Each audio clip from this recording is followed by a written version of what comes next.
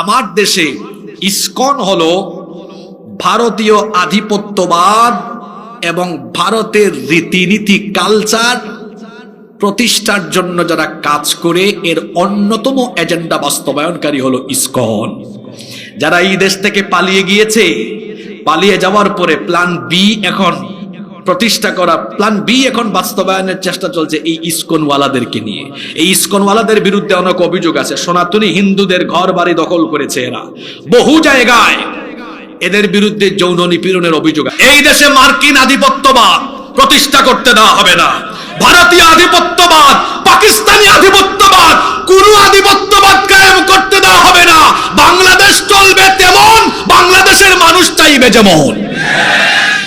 হুমকি দেওয়া হচ্ছে কি, ভাই আমরা সোমবার থেকে সীমান্ত অবরোধ করব। তো তোরা অবরোধ করলে আমাদের কি? তোরা কি আমাদেরকে ভিক্ষা দেশ নাকি?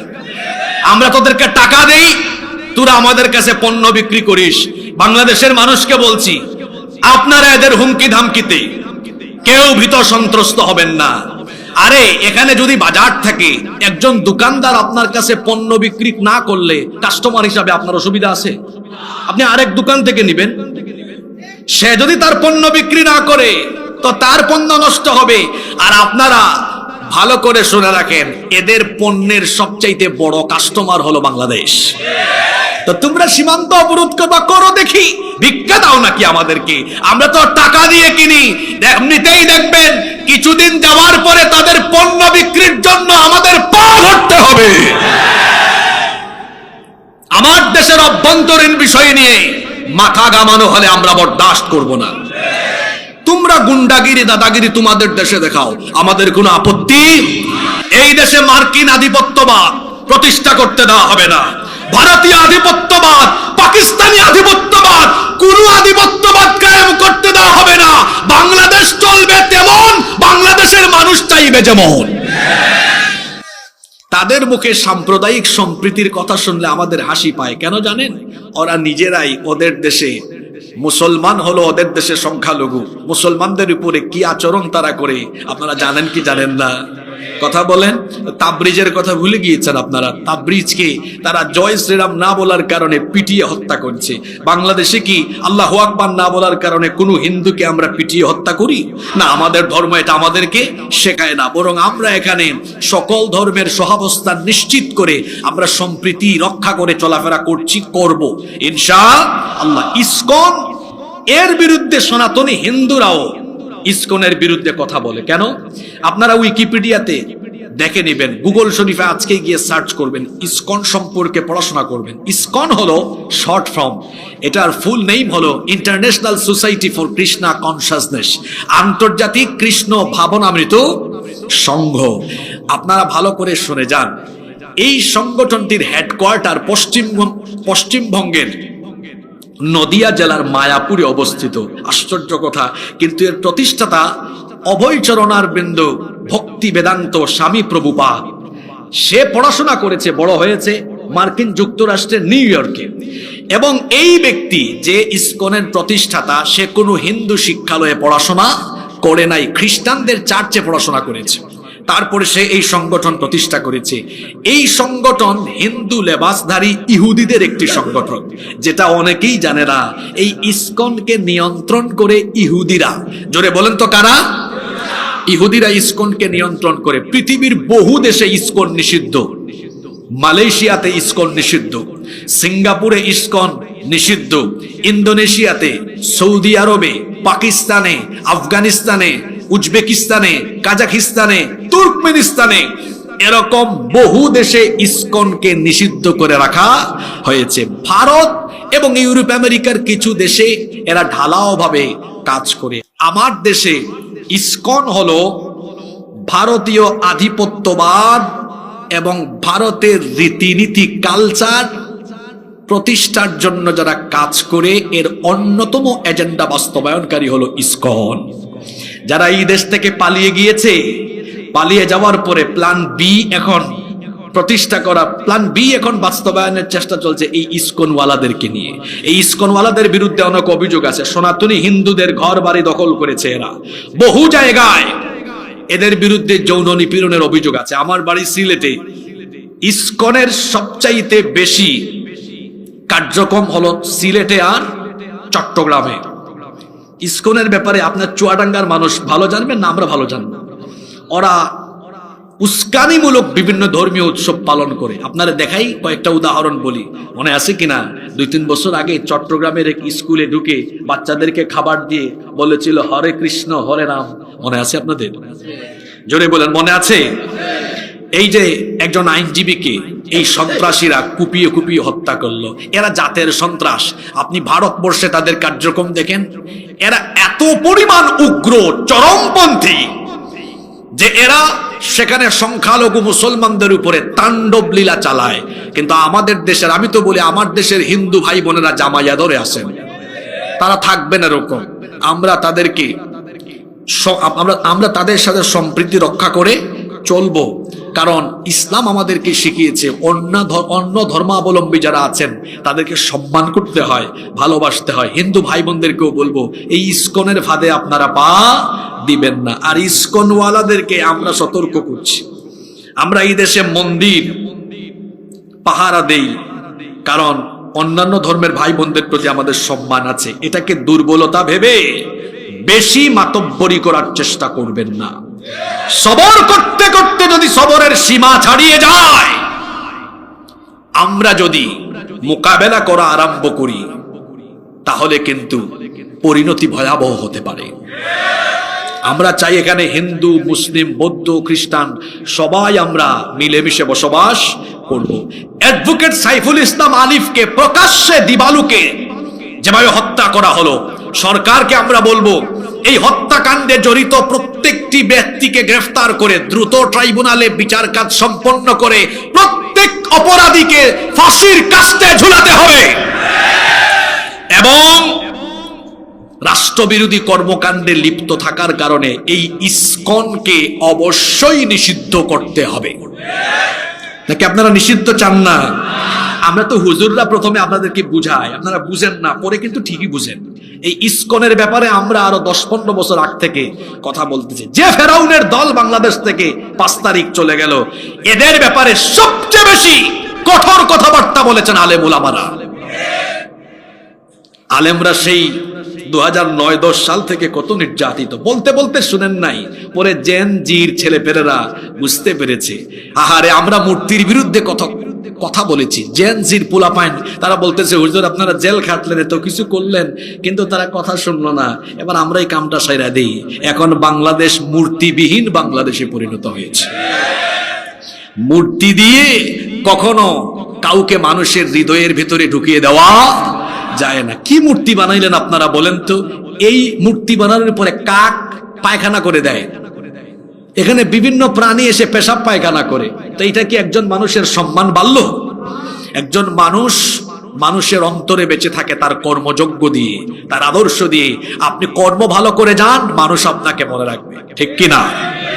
আল্লাহ আমার এই দেশকে সকল ষড়যন্ত্র চক্রান্ত থেকে হেফাজত করেন, বলেন আমিন। সম্মানিত উপস্থিতি, কষ্ট হচ্ছে আপনাদের? চলেন আমরা মূল কথায় প্রবেশ করি। আল্লাহ যেন আমাদেরকে ধৈর্য ধারণ করে হেদায়েতের নিয়তে প্রতিটি কথা শোনার তৌফিক দেন, আমরা বলি আমিন। আমাদেরকে যিনি পৃথিবীতে পাঠিয়েছেন, জোরে বলেন তো তিনি কে? কেন আমাদেরকে পৃথিবীতে পাঠানো হলো? কি কারণে রব্বুল আলামিন আমাদেরকে সৃষ্টি করলেন? কোরআনে কারীমের 51 নম্বর সূরা সূরাতুয যারিয়াতের 56 নম্বর আয়াতে রব্বুল আলামিন বললেন, ওয়ামা খালাকাতুল জিন্না ওয়াল ইনসা ইল্লা লিয়া'বুদুন। I didn't create the jinn kind and mankind except my worship. আল্লাহ তাআলা বলছেন আমি জিন আর মানব জাতিকে সৃষ্টি করেছি কেবলমাত্র আমার গোলামির জন্য। আমাদেরকে যার গোলামির জন্য সৃষ্টি করা হয়েছে, গলার আওয়াজ বড় করে সবাই বলেন তো তিনি কে? আপনারা কি অমনোযোগী হয়ে গেলেন নাকি? এক শ্রোতা, এক নানা মাহফিলে এসেছিল। মাইক অপারেটর ভাই একটু এদিকে আসেন তো, এটা একটু খুলে দেন আমাকে। অপারেটর ভাই একটু এদিকে আসেন। শোনেন, একটা গল্প শোনাচ্ছি। এক নানা মাহফিলে গিয়েছিলেন, তো খুব মনোযোগ দিয়ে তিনি ওয়াজ শুনছেন।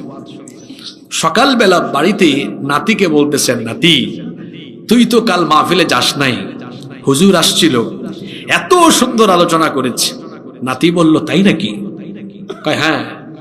কেমন আলোচনা, কেমন? কয় আর বলিস না, এত সুন্দর। কয় তাই নাকি? আচ্ছা হুজুর কি বলেছে? কয় বলছে মানে অনেক কিছু বলছে। তাই কি আলোচনা করেছে, কোন বিষয় নিয়ে, টপিকটা কি ছিল? নানা তখন বলে, আহারে নাতি, শুনছি তো বহুত কিছুই, কিন্তু এখন তো কিচ্ছু মনে নাই। আপনারা ওরকম হইয়েন না। এখানে অনেক আমার বাপের বয়সী অনেক চাচারা আছেন, বাড়িতে কেউ জিজ্ঞেস করলে যে কি শুনেছেন, এটা একটু খুলে দেন, আপনি যেন বলতে পারেন কোন বিষয়ে আলোচনা হয়েছে। অনেক ছাত্র ভাইয়েরা, তরুণ যুবক ভাইয়েরা এসেছেন, কেউ জিজ্ঞেস করলে আপনি যেন বলতে পারেন। আমি পয়েন্ট ওয়াইজ কিছু কথা বলবো, বাস্তবিক কিছু কথা বলবো, এগুলো আমলের নিয়তে মনোযোগী হয়ে শুনতে হবে। পারবেন তো ইনশাল্লাহ?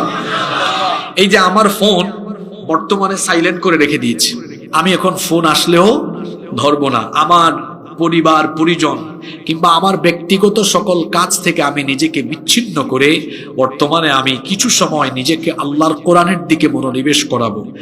আপনারাও আমার সাথে কিছু সময় কোরআনের দিকে মনোনিবেশ করে আমলের নিয়তে কথা শুনতে পারবেন তো? সবাই পারবেন? পারবেন? আল্লাহ আমাদেরকে তৌফিক দেন। তাহলে আমরা যেখানে ছিলাম সবাই বলেন দেখি, আমাদেরকে যার গোলামির জন্য সৃষ্টি করা হয়েছে, জোরে বলেন তিনি কে? আমাদেরকে আল্লাহর গোলামি থেকে ফিরিয়ে রাখার জন্য একজন সব সময় অপচেষ্টা করে, তার নাম হলো শয়তান। এই শয়তানের বয়স আমাদের চাইতে কম না বেশি? বুদ্ধি কম না বেশি? বয়সেও পাকা, বুদ্ধিতেও পাকা। সে আমাদেরকে আল্লাহর পথে রাখতে চায় না। আর এই শয়তানকে বিশেষ কিছু ক্ষমতা দেওয়া হয়েছে। তার বিশেষ ক্ষমতা হলো দুইটা। জোরে বলেন তো কয়টা? সবাই বলেন কয়টা? কি সেগুলো? নাম্বার 1, এক নাম্বার, শয়তানকে আল্লাহ এমন বিশেষ ক্ষমতা দিয়েছেন, আপনার শিরা উপশিরায় রক্তকণিকায় বিচরণ করে শয়তান আপনাকে ধোঁকা দিতে পারবে। বুখারী শরীফের হাদিস, আল্লাহর নবী বলেছেন, ফা ইন্নাশ শাইতানা ইয়াজরি মিন আহাদিকুম মাজরাদ দাম, নিশ্চয়ই শয়তান তোমাদের রক্তকণিকায় প্রবেশ করে তোমাদেরকে ধোঁকা দিতে পারে। পৃথিবীতে শয়তান ছাড়া অন্য কেউ আপনার রক্তকণিকায় শিরায় শিরায় ঢুকে আপনাকে ধোঁকা দিতে পারবে না, কিন্তু এই শয়তানকে এমন ক্ষমতা দেওয়া হয়েছে, সে আপনার শিরা উপশিরায় ঢুকে আপনাকে ধোঁকা দিতে পারবে। 2 নাম্বার, শয়তানের 2 নাম্বার বিশেষ ক্ষমতা হলো, সে যে কোনো সময় যে কোনো ব্যক্তির সুরত ধারণ করতে পারে, আকৃতি ধারণ করতে পারে।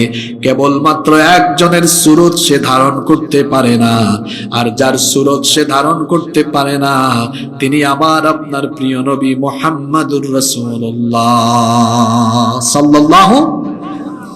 আমার আপনার নবী ছাড়া অন্য যে কারো সুরত শয়তান ধারণ করতে পারে।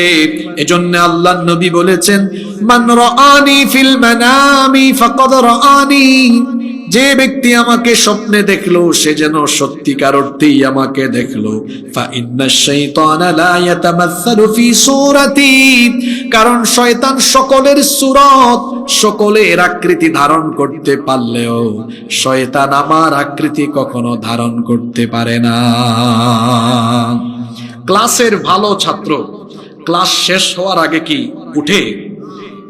এদেরকে কি শয়তান উসুর কুসুর করে নাকি? এ ধরনের বেয়াদব যত শ্রোতা আছে, কষ্ট নিবেন না মনে। বেয়াদব কেন বললাম?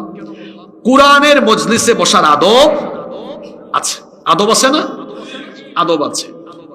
আপনার এই আদব নষ্ট করার কোন ইখতিয়ার, মাঝখান থেকে উঠে যে এত মানুষের ঘাট ডিঙায় আপনি যান, এত মানুষকে কষ্ট দেন, এই অধিকার কে দিয়েছে আপনাকে? 30 সেকেন্ড সময় দিলাম, এই ধরনের ফালতু যত শ্রোতা আছে এরা যেন আমার সামনে থেকে আউট হয়ে যায়। আর যারা ভালো ছাত্র, অর্থাৎ যারা বাড়ি থেকে এই নিয়তে এসেছে, আমি হুজুরের চেহারা দেখার জন্য আসিনি, হুজুরের কণ্ঠ শোনার জন্য আসি নাই। আমি এসেছি এখানে কোরআনের কিছু জ্ঞান নিয়ে আমি আমার জীবন গঠনের পাথেও নিয়ে যাব। এই নিয়তে যারা এসেছেন সবাই চুপচাপ বসেন, আর বাকিদেরকে 30 সেকেন্ড সময় দিলাম, ওঠেন। একটু পরে যদি কেউ উঠেন একদম এই জায়গায় নিয়ে আসবেন। আমি 30 সেকেন্ড সময় দিয়েছে, কোন উঠতে পারবেন আপনারে আমি বা অন্য কেউ কিছু বলবেন, উঠে চলে যান, সোজা চলে যান। এই যে এখানে একটু আগে দেখলাম এত মানুষের লাইন, এখানেও দেখলাম এত মানুষের লাইন। এরা কি জানেন? আমার দিকে তাকান, এরা হুজুরকে দেখতে আসছে। কি করতে আসছে? দেখতে আসছে। এরপরে হঠাৎ করে 15 মিনিট পর যারা উঠছে এরা হুজুরের কণ্ঠ শুনতে আসছে। আর মোনাজাত পর্যন্ত যারা থাকতে এসেছে ওরা কোরআন থেকে হৃদয়ের খোরাক নিতে এসেছে। আপনারা 1, 2 না 3? আমি কিন্তু 30 সেকেন্ড সময় দিয়েছি। যারা আমাকে চিনেন জানেন, তারা জানেন আমি খুব মেজাজি মানুষ। এত ভদ্রভাবে সময় দিয়েছি, এরপরে যদি উঠেন একেবারে এখানে নিয়ে আসবেন। যান, আরো 30 সেকেন্ড বাড়াই দিলাম, 1 মিনিট করে দিলাম। ফালতু শ্রোতার আমার কোনো প্রয়োজন। যুগ জামানা পাল্টে দিতে চাই না অনেকজন, একজনই আনতে পারে জাতির জাগরণ। আমার 1 লক্ষ অমনোযোগী শ্রোতার দরকার নেই, আমার মাত্র হাতে গোনা 10-12 জন মনোযোগী শ্রোতার দরকার। তাহলে আমি শয়তানের বিশেষ 2টা ক্ষমতার কথা বলছিলাম, মনে আছে? 1, শয়তান কোথায় বিচরণ করতে পারে? শিরায় শিরায়।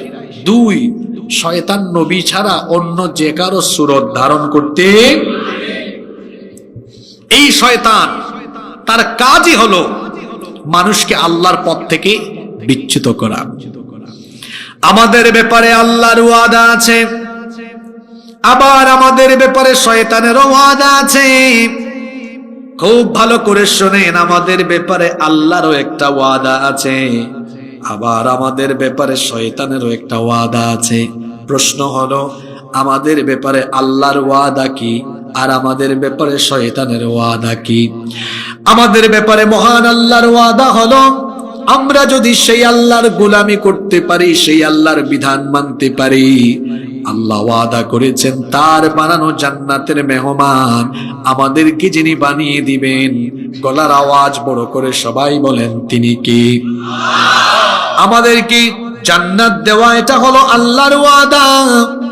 আর আমাদের ব্যাপারে শয়তানের ওয়াদা হলো, শয়তানকে যখন আল্লাহ তাআলা জান্নাত থেকে বের করে দিলেন তখন সে আল্লাহ তাআলাকে বলেছিল, কোরআনুল কারীমের 7 নম্বর সূরা সূরাতুল আরাফের 16 নম্বর আয়াত থেকে রব্বুল আলামিন বলছেন, ক্বালা ফাবিমা আওয়াইতানি লাআকউদান্না লাহুম সিরাতাকাল মুস্তাকিম।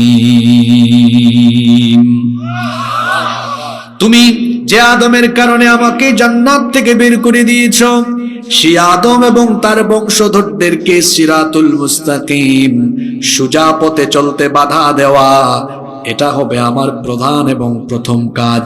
কি করে আমি তাদের উপরে আমার সর্বনাশী হামলা চালাবো? সে তখন বলল, সুম্মা লাআতিয়ান্নাহুম মিন বাইনি আইদিহিম ওয়া মিন খালফিহিম ওয়া আন আইমানিহিম ওয়া আন শামাইলিহিম ওয়া লা তাজিদু আকসারহুম শাকিরিন। আমি তাদেরকে সামন দিক থেকে, পিছন দিক থেকে, ডান দিক থেকে, বাম দিক থেকে, বলেন তো দেখি কোন দিক বাকি আছে নাকি? আমি তাদেরকে চতুর্দিক থেকে ওয়াসওয়াসা দিয়ে, ধোঁকা দিয়ে দিয়ে আমি তাদেরকে তোমার জান্নাতের পথ থেকে বিচ্যুত করে জাহান্নামের দিকে পরিচালিত করে আমি এদেরকে জাহান্নামে নিয়ে যাব। তাহলে আমাদেরকে আল্লাহর বিধান মানলে আমাদেরকে জান্নাত দিবেন, এই ওয়াদা কার? আর এই জান্নাতের পথ থেকে আমাদেরকে বিচ্যুত করে জাহান্নাম মুখে করে দেওয়া, এই ওয়াদা কার? আল্লাহ তার ওয়াদা পালন করবেন। অর্থাৎ যারা নিজেদেরকে আল্লাহর গোলাম বানাতে পারবে, আল্লাহ ওয়াদা পূরণ করে তাদেরকে জান্নাত দিবেন। আবার শয়তানও তার ওয়াদা বাস্তবায়নে দিবানিশি 24 ঘন্টা অনবরত কাজ করছে। কিভাবে সে আপনাকে আল্লাহর পথ থেকে, জান্নাতের পথ থেকে দূরে রাখবে, এই ওয়াদা বাস্তবায়নে সার্বক্ষণিক প্রচেষ্টা করছে শয়তান। তাহলে এই শয়তানের ওয়াসওয়াসা থেকে নিজেকে হেফাজত করার দরকার আছে না নাই? আরো জোরে বলেন, আছে না নাই? তাহলে শয়তান আমাদের দুশমন, সে আমাদেরকে কোথায় নিয়ে যাওয়ার ব্যাপারে বদ্ধপরিকর। কথা বলেন, কথা বলেন। আমি আপনাদের সাথে কথা বলছি, আমাকে জবাব দিতে হবে। আমাকে আপনাকে শয়তান জাহান্নামে নেওয়ার ব্যাপারে প্রতিশ্রুতিবদ্ধ, ওয়াদাবদ্ধ। সে নিবেই নিবে, এটা তার ওয়াদা। তাহলে শয়তানের খপ্পর থেকে আমি নিজেকে সেফ রাখার দরকার আছে না নাই? মানুষের উপরে শয়তান হামলা চালায় কখন? শুনতেছেন কথা? মানুষের জন্ম হয় যখন, তার হামলা শুরু হয়। শেষ হয় কখন? মৌত হয় যখন, শেষ হয়। তাহলে মানুষের জীবনের স্টার্টিং টু এন্ডিং, শুরু থেকে শেষ পর্যন্ত আপনাকে জাহান্নামী বানানোর সব রকমের চেষ্টা যে করে, তার নাম কি? বলবেন হুজুর জন্মের পরেই শয়তান।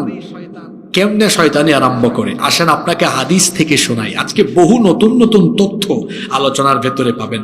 আচ্ছা আপনারা বলেন তো দেখি, বাচ্চা জন্মের পরে হাসে না কাঁদে? জোরে বলেন, হাসে না কাঁদে? একটি সন্তান মায়ের পেট থেকে ভূমিষ্ঠ হওয়ার পর কেন কাঁদে? কাঁদার কারণ হলো, আল্লাহর নবী বলেছেন, এই হাদিসটি বুখারী শরীফে বর্ণিত হয়েছে। আবু হুরায়রা রাদিয়াল্লাহু আনহু হাদিসটি বর্ণনা করেছেন। তিনি বলেছেন, আল্লাহর রাসূল বলেছেন, মা মিন বানি আদম মাউলুদুন ইল্লা ইয়ামাসসুহুশ শাইতানু হিনা ইউলাদ। এমন কোন বনি আদম নাই, এমন কোন মানব সন্তান নাই যাকে জন্মের পরে শয়তান স্পর্শ করে না। মায়ের পেট থেকে বের হওয়ার পরেই ওই সন্তানটাকে শয়তান এসে গুতা মারে। ফায়াস্তাগিল্লু সারিখাম মিন মাসসিশ শাইতান। শয়তানের খোঁচার জন্য, শয়তানের গুতাগুতির জন্য ওই বাচ্চা তখন কষ্ট পায়। কষ্ট পেয়ে সে তখন কাঁদে। তাহলে বাচ্চা জন্মের পরে শয়তান এসে কি মারে? জোরে বলেন, কি মারে? তার খোঁচাখুচি, তার গুতাগুতি জন্ম হওয়ার সাথে সাথে আরম্ভ হয়ে যায়। চলতে থাকে কতক্ষণ? মানুষের মৌত হয় না যতক্ষণ। চিন্তা করেন যে দুনিয়ায় আমি আপনি আছি 24টা ঘন্টা, যে আমাদেরকে ফিতনায় ডুবিয়ে রাখতে চায়, তার নাম কি? আরো জোরে বলেন, তার নাম কি? আজকে শয়তানের এমন কিছু মৌলিক ষড়যন্ত্রের কথা বলবো, যেই ষড়যন্ত্রে আপনারা সবাই নিপতিত। এতক্ষণ উঠার সুযোগ ছিল, এখন যে উঠবে তার মানে এই প্রতিটা পয়েন্ট তার সাথে মিলবে। বিপদ আছে এখন। আজকে শয়তানের 11টা ষড়যন্ত্রের ব্যাপারে আমি কথা বলবো। জোরে বলেন তো কয়টা? আপনারা একটা একটা করে মিলাবেন। আপনার এই এলাকার নাম কি? দেখবেন সংকট চন্দ্রে প্রতিটা কথা কমন পড়তেছে, সব কমন, আনকমন কোনো ওয়াজ হবে না। তাইলে আজকে শয়তানের এমন কিছু ষড়যন্ত্রের কথা বলবো যেগুলো সমাজে আছে না নাই?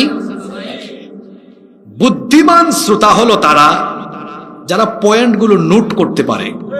আমি শেষে দিয়ে জিজ্ঞেস করবো পয়েন্টগুলো। চুয়াডাঙ্গার মানুষ তো খুব বুদ্ধিমান, বিচক্ষণ। আপনারা পারবেন শেষে জবাব দিতে? চলেন আমরা শুরু করি। তাহলে আজকের টপিক হলো মানুষের ব্যাপারে শয়তানের 11টি ষড়যন্ত্র। কয়টা ষড়যন্ত্র? দেখবেন গো ভাই, আপনি কেমনে ষড়যন্ত্রের জালে আটকা পড়ছেন। শুরু করব। নাম্বার 1, শয়তানের 1 নাম্বার ষড়যন্ত্র হলো মানুষকে যে কোনো কায়দায় সে সাজদা দেওয়া থেকে বিরত রাখবে। কি দেওয়া থেকে? আমি আপনি যেন প্রতিদিন আল্লাহকে সাজদা দিতে পারি, সেজন্য রব্বুল আলামিন একটি ইবাদত আমাদেরকে দিয়েছেন। সেই ইবাদতের নাম কি? সালাত। জোরে বলেন, সেই ইবাদতের নাম কি? সালাত হলো সাজদা দেওয়ার জায়গা। আমরা সবাই জানি এই ইবলিস ছিল জান্নাতে, তাকে জান্নাত থেকে বের করে দেওয়া হয়েছে। কি না দেওয়ার কারণে? আরো জোরে বলেন, কি না দেওয়ার কারণে? সাজদা না দেওয়ার কারণে সে যেহেতু জান্নাত থেকে বিতাড়িত হয়েছে, তার প্রথম মিশন হলো এই বনি আদমকে সে সাজদা দিতে দিবে না। এই জন্য যত রকমের ষড়যন্ত্র করা দরকার সব রকমের ষড়যন্ত্র সে করে।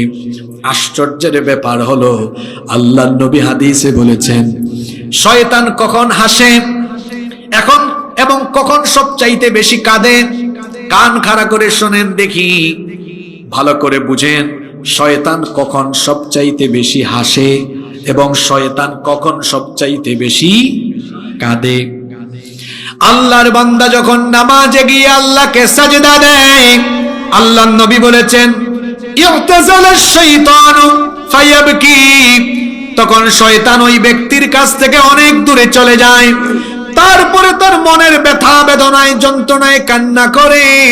তাহলে বোঝা গেল যখন কোনো ব্যক্তি নামাজে যায় আল্লাহকে সাজদা দেয়, তখন শয়তান হাসে না কাঁদে?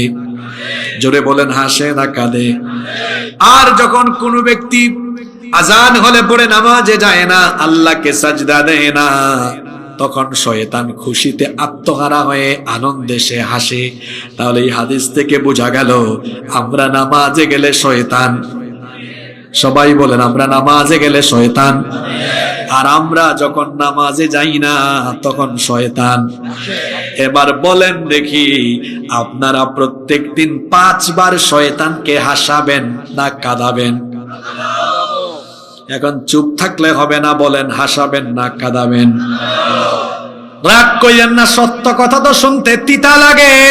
প্যান্ডেলে তো আমি জায়গা দেখতে পাচ্ছি না, ফুলফিল হয়ে গিয়েছেন।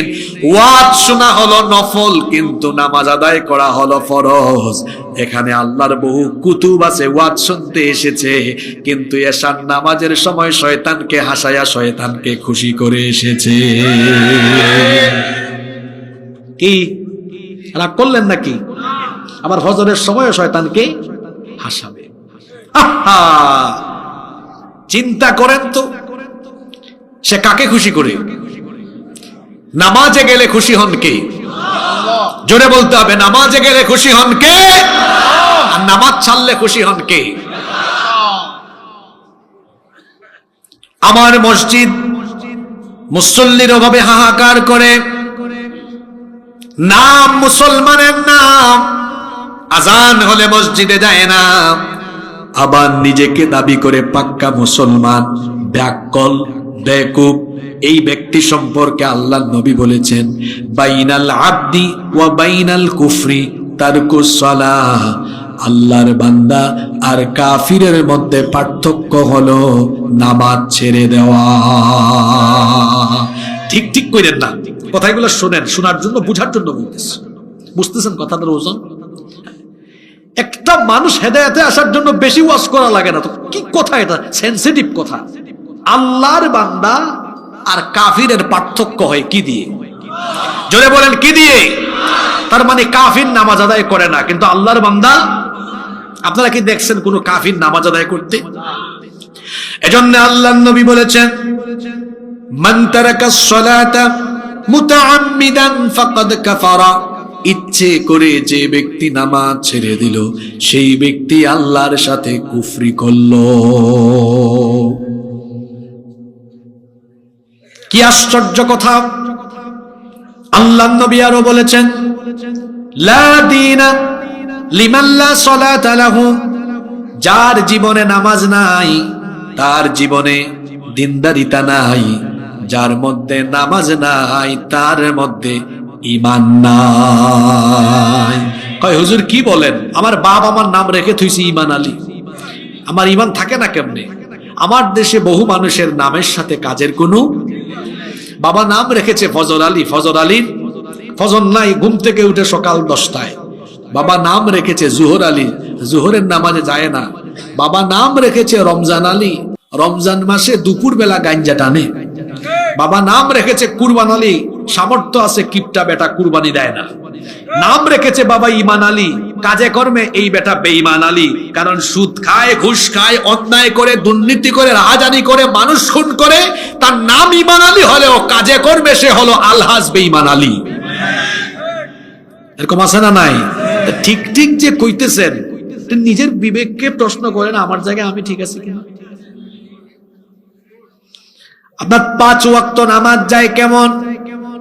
জাতীয় কবি বলেছেন যেমন, কি সুন্দর করে তিনি বলছেন, ঘুমাইয়া কাজা করেছ ফজর, তখনও জাগনি যখন জোহর, হেলায় খেলায় কেটেছে আসর, মাগরিবের ওই শুনিয়া যান, এখনো জামাতে হওরে শামিল, এখনো এর সাথে আছে স্থান, বাজিছে দামামা বাদরে আমামা, শির উঁচু করি মুসলমান, দাওয়াত এসেছে নয়া জামানার, ভাঙা কেল্লা আয়ুরে নিশান। এজন্য আমার আপনার জীবনের বাস্তবতা। ঘুমাতে ঘুমাতে আমার ফজর চলে যায়, ফজর পড়ি না। কাজে কর্মের ধান্দায় আমি জোহরের নামাজ আদায় করি না। বিকেল বেলা ঘুমের চোটে কিংবা আড্ডা দিতে দিতে আসর যায়, মাগরিবের সময় তামাশা করতে করতে যায়, এশার নামাজে বাজারে আড্ডা দিতে দিতে যায়, এক ওয়াক্ত নামাজ আদায় করলাম না। এই জীবন ঘড়ির কাঁটা একদিন থেমে যাবে। আপনি কি দেখেন না, আপনার আগে যারা পৃথিবীতে এসেছিল কেউ আজকে নাই। একদিন আপনার জীবনের ঘড়ির কাঁটাও থেমে যাবে, একদিন এই জীবন শেষ হয়ে যাবে। এত সুন্দর শরীর শেষ হয়ে যাবে। এই জীবন হলো এমন তুচ্ছ, এমন নগণ্য, এই জীবনের নাই কোনো ওয়ারেন্টি, এই জীবনের নাই কোনো গ্যারান্টি। যে কোনো সময় এই জীবন ঘড়ির কাঁটা থেমে যেতে পারে, জীবনের প্রদীপ নিভে যেতে পারে। আমরা মারা যাওয়ার পরে কবরের বাসিন্দা হয়ে যাব। একদিন আমরা কবর থেকে উঠে হাসরের ময়দানে রবের সামনে দাঁড়াবো, রব আমাদের বিচার আরম্ভ করবেন। এই ব্যাপারে কি আমাদের কোনো সন্দেহ আছে নাকি? কিয়ামতের ময়দানে আমাদের রব যখন বিচার আরম্ভ করবেন, সর্বপ্রথম তিনি আমার কাছ থেকে, আপনার কাছ থেকে যে আমলের ব্যাপারে হিসাব চাইবেন, সেটা হলো, আল্লাহর হাবিব বলেছেন, ইন্না আউওয়ালা মা ইউহাসাবু বিহিল আবদু ইয়াউমাল কিয়ামাতি মিন আমালিহি সালাতি, নিশ্চয়ই কিয়ামতের ময়দানে বান্দার কাছ থেকে প্রথম যে আমলের হিসেব চাওয়া হবে, সেটা হলো বান্দারে নামাজ নামাজ নামাজ আদায় করেছো কিনা। কি জবাব দিবেন আমাকে বলেন তো? বলেন আমাকে, আপনি কি জবাব দিবেন বলেন আমাকে। ফজরের সময় আপনি ঘুমিয়ে আছেন, ব্যাককল, এই যে ঘুমিয়ে আছে, ইচ্ছে করলে ঘুমের মধ্যে যিনি আমার আপনার জীবন প্রদীপ নিভিয়ে দিতে পারেন, তিনি কি? কেমন করে ঘুমাও তুমি, কেমন করে ঘুমাও তুমি, ফজর করে কাজা, এমনও তো হতে পারে জোহরে জানাজা। ঠিক ঠিক বলি আপনার, আপনি কি ঠিক বলবেন? আপনি বললেও ঠিক, না বললেও কোরআন হাদিসের কথা ঠিক। ঠিক ঠিক আমার সামনে কইলেন, হৃদয় দিয়ে কথাগুলো বুঝেন। এই যে আমাদের নাহিদ ভাইরা লক্ষ লক্ষ টাকা খরচ করে পেরেশানি করে মাহফিলটা আয়োজন করেছে, কেন করলো বলেন তো? আমার আপনার জীবনটা যেন কি হয়, পরিবর্তন হয়, বেনামাজি যেন নামাজি হয়। ও আমার 18, 20, 22, 25, 26 বছরের তরুণ যুবক ভাইয়েরা, যৌবন আর তারুণ্যে ঘেরা এই উন্মাদনা আপনি তামাশা করে শেষ করে দিচ্ছেন। ভাই, আপনি নামাজে আসেন না, মনে মনে আপনি চিন্তা করেন, এখন কি আমার নামাজের টাইম নাকি? চুল দাড়ি সাদা হোক, আমি বুড়া হই, হাতে লাঠি নেই, তারপরে আমি নামাজে আসব। ও আমার ভাই, আমি বুড়া হব এমন কি কোনো নিশ্চয়তা আছে নাকি? পৃথিবীতে আসার সিরিয়াল আছে, কিন্তু যাওয়ার কোনো সিরিয়াল।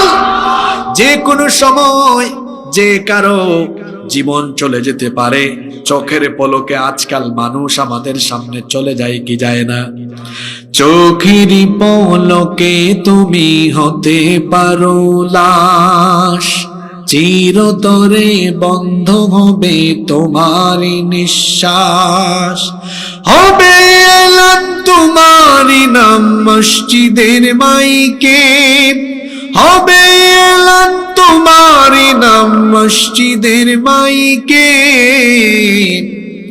বাড়িওয়ালা নাই রে বাড়ি নাই রে দুনিয়াতে, বাড়িওয়ালা নাই রে বাড়ি নাই রে দুনিয়াতে, বাড়িওয়ালা নাই রে বাড়ি নাই রে দুনিয়াতে, বাড়িওয়ালা নাই রে বাড়ি নাই রে দুনিয়াতে। বাড়ি থাকবে, বাড়িওয়ালা। যুবক ভাইয়েরা, আপনারা কি দেখেন না মাঝে মাঝে মসজিদে গেলে? আমি তো দেখি, আমিও তো আপনাদের মতো যুবক, আমি কত মানুষকে দেখেছি এমনি পড়ে আছে, রুকুও দিতে পারে না, সাজদাও দিতে। যৌবন কালে বেশি বেশি আল্লাহকে সাজদা দেন, বুড়া কালে অনেক মানুষ রুকু সাজদা না দিয়ে ইশারায় নামাজ আদায় করে, আফসোস করে। তখন আফসোস করার আগে ভাই এই যৌবন থাকাকালীন সময়ে আল্লাহকে বেশি বেশি সাজদা দেন। কেন? আপনার যৌবনের সাজদার দাম অনেক বেশি। হাসরের মাঠে আল্লাহ ফেরেশতাদেরকে বলবেন, এই শঙ্করচন্দ্র চুয়াডাঙ্গার 18, 20, 22, 24, 26, 30 বছরের তরুণ যুবকেরা কোথায়? ফেরেশতা বলবে, আল্লাহ কেন? আপনি এদেরকে দিয়ে কি করবেন? কি করব জানো না? এরা গোটা যৌবনকাল কাটিয়ে দিয়েছে আমারে সাজদা দিতে দিতে। আজ হাসরের মাঠে কঠিন এই বিভীষিকাময় দিনে আমার আরশের ছায়া ছাড়া তো কোনো ছায়া আর নাই। আমার যুবক বান্দাদেরকে আনো যারা যৌবনে আমারে সাজদা দিয়েছে, ডেকে এনে আমার আরশের ছায়ার নিচে জায়গা দান করো। ও আমার যুবক ভাইরা, আপনারা কি আল্লাহর আরশের ছায়ার নিচে জায়গা পেতে চান না? যুবকেরা যুবকের মতো জবাব দেন, চান না? আজান হলে মসজিদে যাবেন তো? সালাত কায়েম করো, সালাত কায়েম করো, হবে সম্মানী তুমি, হবে জান্নাতি তুমি, দেবে কাল হাসরে শীতল ছায়া আরশে আযীম। রব্বিয়াল আলা রব্বিয়াল আযীম। মুমিন তুমি, সালাত তোমার মস্ত পরিচয়, দুনিয়া তোমার আজকে আছে কালকে হবে লয়। আজকে রুকু সাজদা করো, নিজ পরিচয় আঁকড়ে ধরো, তবেই তো মুমিন। সালাত তোমার অঙ্গে মাখো, সঙ্গে রাখো, হবে না বিলীন। রব্বিয়াল আলা রব্বিয়াল আযীম। বলেন আল্লাহু আকবার। যুবক ভাইরা, নামাজে আসবেন তো? দেখি ওই হাদিসটা আমরা মনে রাখতে পেরেছি কিনা। নামাজে এসে আল্লাহরে সাজদা দিলে কাঁদে কে? আর নামাজে না গেলে হাসে কে? আজকে ওয়াদা করেন তো, শয়তানকে হাসাবেন না কাঁদাবেন। প্রত্যেক দিন সাথে ক্লান্ত বানাই ফেলবো। রাজি আছেন? রাজি আছেন? এক ওয়াক্ত নামাজ জীবনেও কাজা করব না। আজকে আল্লাহর সাথে ওয়াদা করতে কারা কারা রাজি? দেখ আল্লাহ সবাইকে কবুল করেন। হাতগুলো নামান। সম্মানিত ভাইয়েরা, তাহলে শয়তানের 1 নাম্বার ষড়যন্ত্রের কথা বললাম। আমাদেরকে কি থেকে দূরে রাখা? আপনারা এবার ইমানের সাথে জবাব দেন তো, এই ফাঁদে সমাজের বহু মানুষ পড়েছে কি পড়ে নাই? জোরে বলতে হবে, পড়েছে কি পড়ে নাই? 2 নাম্বার পয়েন্ট তো আরো ভয়াবহ, আরো মারাত্মক। সেটা হলো নামাজীদেরকেও শয়তান ধরেছে। কিভাবে? অনেক ব্যক্তিকে শয়তান জামাত থেকে, জামাতে নামাজ থেকে এবং নামাজের খুশু থেকে, নামাজের প্রাণ হলো খুশু, নামাজে বিনয় থাকা, নামাজে আল্লাহর ভয় থাকা, এই জিনিস থেকে শয়তান আউট করে দিয়েছে। এরকম বহু মানুষ একা একা নামাজ আদায় করে ফেলে। একাকী নামাজ আদায় করলে নামাজের হক আদায় হয় না। কারণ নামাজ জামাতের সাথে যিনি ফরজ করেছেন, গলার আওয়াজ বড় করে সবাই বলেন তিনি কি? রব্বুল আলামিন বলছেন, ওয়া আকিমুস সালাতা ওয়া আতুজ যাকাতা ওয়ারকাউ মা'আর রাকিঈন। সালাত কায়েম করো আর যাকাত দাও। মসজিদে এসে যারা রুকু করে তাদের সাথে রুকু করো। একাকী নামাজ আদায়ের চাইতে জামাতের সাথে নামাজ আদায়ে 27 গুণ বেশি সওয়াব আছে। জোরে বলেন কত গুণ? অর্থাৎ এক নামাজ 27 বার আদায় করলে যে সওয়াব হবে, জামাতে একবার আদায় করলেই সেই সওয়াব যে নিদান করবেন তিনি কে? আর নামাজে খুশু নাই, অনেক মানুষ নামাজে দাঁড়িয়ে অমনোযোগী হয়ে যায়। Keep in your mind, fearless সালাত হ্যাজ নো ভ্যালু। খুশুবিহীন নামাজের কোনো মূল্য আল্লাহর কাছে নাই। আমার দিকে তাকান, অনেক মানুষ দেখবেন নামাজে দাঁড়ায় ডানে বামে তাকায়, ঘড়ির টাইম দেখে, তারপর নামাজে দাঁড়ায় ডানে কে এসে দাঁড়ালো দেখে। আমি একবার আসরের নামাজে এক মসজিদে অজু করে যেতে যেতে তাকবীরে উলা আমার মিস হয়েছে। আমি গিয়ে এক মুসল্লির পাশে দাঁড়াচ্ছি, সে আমার দিকে এমনি করে তাকায়। আমি বুঝছি তার নামাজে কোনো খুশু নাই, তার মাথা ধরে ঘুরাই দিয়ে বললাম, ব্যাককল, এদিকে তাকা। অনেকে নামাজে দাড়ি এরকম নাড়াচাড়া করে, কলার ঠিক করে, শার্টের পাঞ্জাবির বাটন ঠিক করে আসে না। আল্লাহর নবী মসজিদে ঢুকে দেখলেন এক মুসল্লি নামাজের মধ্যে দাঁড়িয়ে এরকম খেলাধুলা করছে। নবীজি বললেন, লাউ খাশা কলবাহু লা খাশিআত জাওয়ারিহাহু, এই লোকটার অন্তরে যদি আল্লাহর ভয় থাকতো তাহলে নামাজে এরকম দাঁড়িয়ে নিয়ে খেলাধুলা করতো না। নামাজে অমনোযোগী হয়, নামাজ আদায় করে আর অন্যদিকে ব্যবসা বাণিজ্যের চিন্তা করে, রান্না বান্না কি হচ্ছে ওইটার চিন্তা করে। একবার বাজার কমিটির কেন্দ্রীয় মসজিদে এশার নামাজ হচ্ছে, ঘটনা শুনতেছেন? তো ইমাম সাহেব নামাজে সালাম ফিরায় বললেন, আচ্ছা সম্মানিত মুসল্লিবৃন্দ, আজকের নামাজ 3 রাকাত হলো না 4 রাকাত হলো কিছুই বুঝতেছি না। এক মুসল্লি দাঁড়িয়ে বলে, হুজুর আমি 100% নিশ্চিত আপনি আজকে 3 রাকাত পড়াইছেন। হুজুর বললেন, কিভাবে আপনি টের পাইলেন 3 রাকাতই হয়েছে?